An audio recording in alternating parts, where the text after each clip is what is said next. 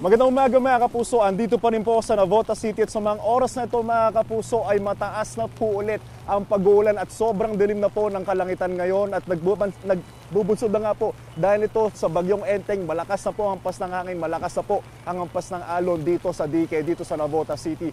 At sa mga oras ito mga kapuso ay tuloy-tuloy po operasyon para sa paghila at pag-alis sa dalawang barko na tumama sa Dique dito sa Navotas City, namely po ang ASC Regine. Nahirap po itong kumpanya dahil nga po manipis po ang lubid na gamit at nakabaon pa rin po sa burak.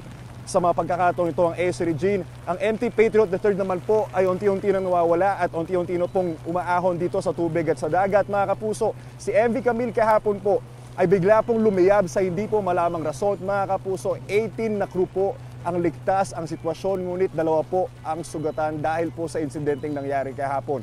At mga kapuso, ayon po sa Pag-asa, mataas po ang tsansa ng pagbaha at landslide ngayong araw dahil po yan sa hanging habagat at sa malakas na hangin dulot pa rin po ng bagyong Enteng.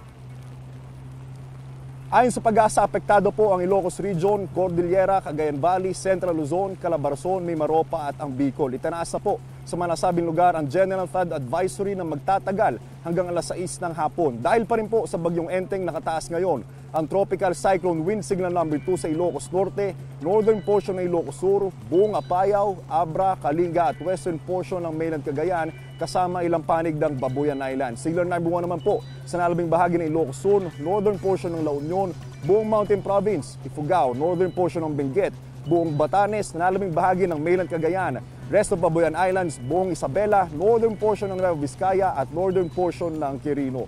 Paalala mga kapuso, stay safe and stay updated. Ako po si Andrew Pertiera, ang inyong unang Hirit Weather Presenter. Know the weather before you go. Para Mark Safe lagi, mga kapuso.